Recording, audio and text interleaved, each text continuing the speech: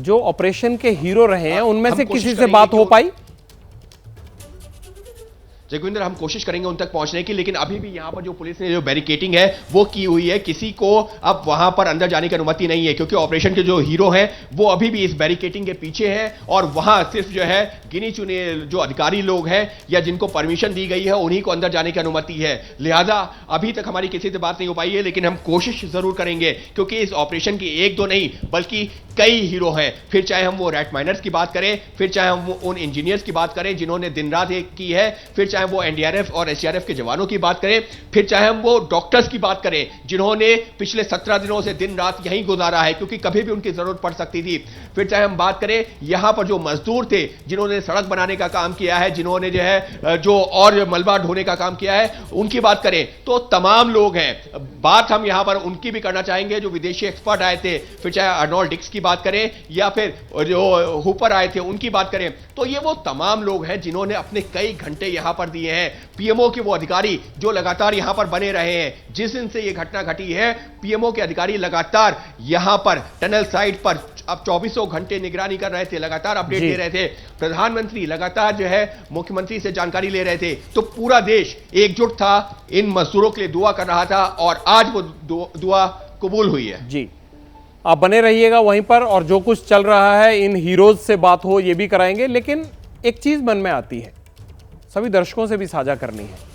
आज हमने ये जो कुछ देखा ये आगे से ना हो, इसके लिए हमें आज से ही कंक्रीट प्लान बनाना है। अगर आगे से कोई टनल धंसती है तो हमें 17 दिन नहीं लगने चाहिए। इसके लिए क्या क्या प्लानिंग हो सकती है?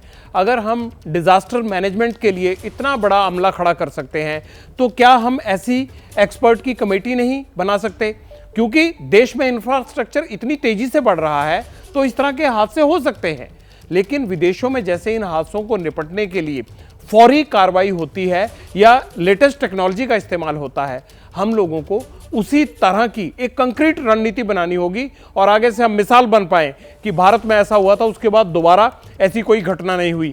अगर होती है तो उसके लिए ये मशीनरी है, ये एक्सपर्ट की टीम है और ये फौरन मूव करती है। लेकिन आज ये हमारे सोचने का वक्त है, सरकारों को भी ये सोचने चाहिए और हम तो रास्ता ही दिखा सकते हैं, तो दिखा रहे हैं कि आइंदा इतना लंबा किसी को इंतजार न करना पड़े, उसके लिए हमें कंक्रीट प्लानिंग करनी चाहिए। बिहार के आरा में, यूपी के श्रावस्ती में मजदूरों के परिवारों में जश्न मनाया। जाहिर सी बात है, मनाने वाली बात भी है। असली दिवाली उन्होंने आज ही मनाई, ये कहते तो गलत नहीं होगा। घरों में दिए से रोशनी की गई है, जैसे भगवान राम आए थे और घर घर में दीप जलाए गए थे। इनके लिए शायद ये वही निकालेंगे यही पल इतने ही बड़े हैं। ओडिशा के परिवार हो, पहली तस्वीर आप देख रहे हैं जो आरा से है, बिहार के आरा से। इन लोगों के संयम की मिसाल देनी होगी जिन्होंने इतना इंतजार किया। दूसरी तस्वीर उत्तर प्रदेश के श्रावस्ती से है। श्रावस्ती के एक ही परिवार के और एक ही गांव के 6-7 लोग थे आसपास के घरों के, वो फंस गए थे इस टनल में, मजदूरी करने के लिए गए थे।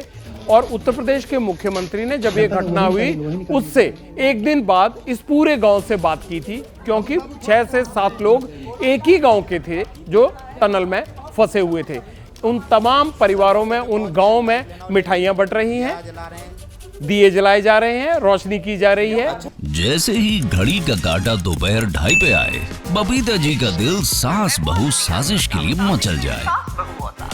और ये है इनकी बहू, पूरे दिन ऑफिस की टेंशन हो जाए गॉन जब ये करें अपना फेवरेट शो फ्री टाइम पे ऑन। इनकी तरह आप भी देखें अपना फेवरेट शो अपने टाइम पर और डाउनलोड कीजिए एबीपी लाइव ऐप अपने स्मार्ट टीवी पर।